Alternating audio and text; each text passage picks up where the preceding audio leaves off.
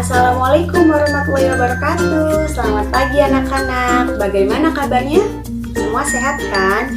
Ibu harap kalian semua dalam keadaan sehat dan tentunya selalu bersemangat untuk belajar. Pada kesempatan kali ini kita akan belajar mengenai siklus air. Lalu kita akan melakukan percobaan. Nah, mengapa kita perlu melakukan percobaan ini? Supaya kalian lebih memahami siklus air atau daur air yang terjadi pada bumi kita. Yuk kita siapkan alat dan bahannya. Yang pertama, kalian membutuhkan beras yang bening.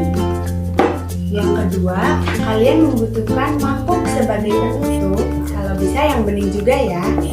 Yang ketiga, es batu. Dan yang terakhir, jangan lupa air panas. Langkah yang pertama, tuangkan air panas ke dalam gelas bening. Nah, secukupnya saja ya. Lalu kita letakkan mangkuk sebagai penutup. Kemudian kita tuangkan es batu ke dalam mangkuk.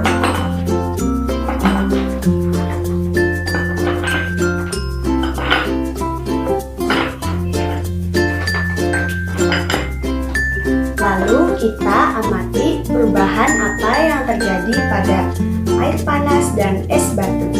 Nah, setelah 15 menit atau beberapa menit kemudian, kita lihat peristiwa yang terjadi.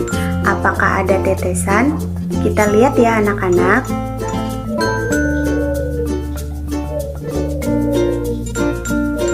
Nah, itu dia, ternyata terjadi tetesan pada percobaan yang kita amati. Mengapa hal ini bisa terjadi ya? Lalu, apa hubungannya terhadap siklus air? Yuk kita simak pembahasan selanjutnya. Nah, anak-anak, air panas ini kita umpamakan sebagai air laut yang akan menguap karena panas matahari. Nah, penguapan ini disebut dengan apa? Ya, penguapan air laut disebut juga dengan evaporasi. Karena penguapan tidak terjadi dengan air laut saja, namun penguapan juga terjadi pada tumbuhan. Nah, disebut apakah penguapan yang terjadi pada tumbuhan? Ya, betul, transpirasi.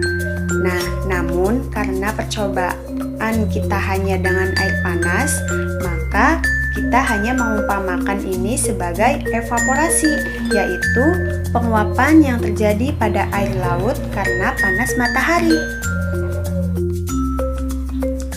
Kemudian, es yang dingin ini pada mangkok kecil ini diumpamakan sebagai atmosfer yang ada di atas langit sana, yang suhunya sangat rendah sehingga dia memiliki suhu yang dingin.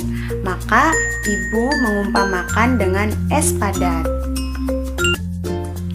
Lalu kemudian karena terjadi perbedaan suhu yang sangat signifikan, yang di bawah tadi panas dan yang di atmosfer sangat dingin, maka terjadilah perubahan uap air menjadi partikel es. Nah, perubahan ini disebut juga dengan kondensasi. Nanti akan terjadi tetesan-tetesan kecil pada dinding ini. Tetesan-tetesan ini terjadi karena adanya perbedaan suhu panas dan suhu dingin. Kemudian jatuhnya tetesan ini yang mengandung uap air disebut juga dengan presipitasi. Lalu proses selanjutnya, karena kita umpamakan sebagai awan yang mengandung banyak uap air dan ini adalah permukaan bumi, bisa tanah, bahkan air laut. Nah, ketika mulai menetes pada percobaan ini, kita sebut juga dengan hujan. Hujan yang jatuh ke bumi. Nah, di permukaan bumi ini, air akan terserap. Penyerapan air di permukaan bumi atau di dalam tanah disebut juga dengan infiltrasi. Begitulah anak-anak proses daur air atau siklus air yang terjadi pada bumi kita.